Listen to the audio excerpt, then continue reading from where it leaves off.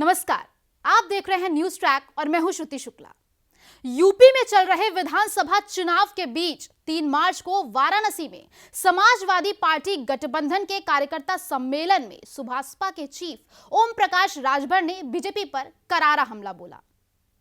यूं तो इन दिनों चुनाव का दौर है, तो लगातार पक्ष विपक्ष एक दूसरे पर वार पलटवार करने में पीछे नहीं हट रहा है।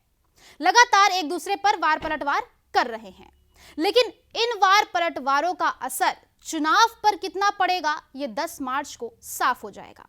सभी राजनीतिक दल बड़े बड़े दावे कर रहे हैं कि वो ये करेंगे, वो करेंगे, तरह तरह की स्कीम जनता के सामने रख रहे हैं, लेकिन इसको जनता कितना चाहती है, ये 10 मार्च को साफ हो जाएगा। राजभर ने सम्मेलन को संबोधित करते हुए अपनी बातों के कई तीर मारे।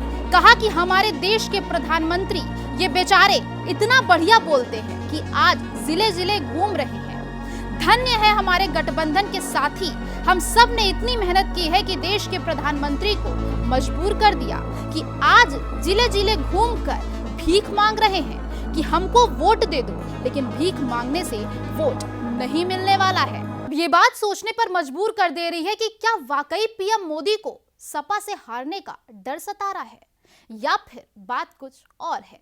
राजभर ने कहा कि प्रधानमंत्री जी ने कहा था कि ए गरीबों मेरे साथ आओ, अच्छे दिन आएंगे। गरीबों ने वोट दे दिया, आप प्रधानमंत्री बन गए, सूबे के मुख्यमंत्री योगी बन गए। आने वाले दिनों में क्या होता है, जब बुरे दिन थे तो 400 रुपए में गैस सिलेंडर बिकता था, जब अच्छे दिन आ गए तो 1000 रुपए में मोदी जी ने बिकवा दिया। जब हमारे बुरे दिन थे तो 50 रुपए के भाव पर सरसों का तेल बिकता था, जब अच्छे दिन मोदी जी ने ला दिए तो ये 200 रुपए प्रति किलो बिकने लग गया। राजभर ने इस दौरान कई तीर मारे।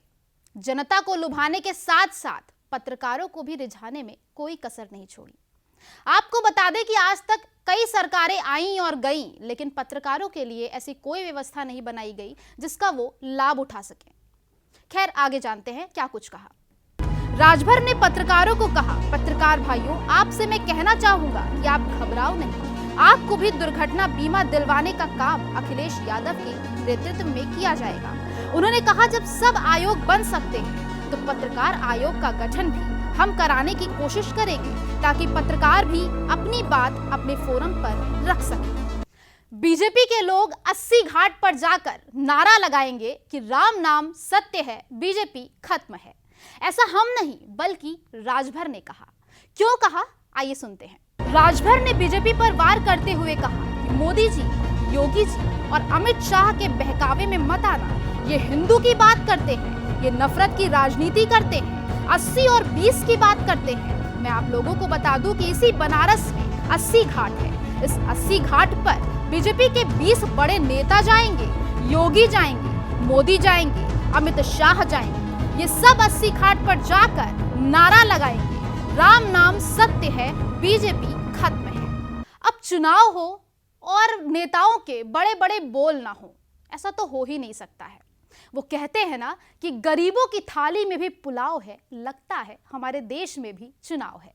जी हाँ, सभी राजनीतिक दल अपने बड़े बड़े पैकेज लेकर आ रहे हैं और जनता के सामने रख रहे हैं, लेकिन जनता क्या चाहती है, क्या उनके पैकेज जनता लेगी या नहीं लेगी, ये आगे पता चल जाएगा।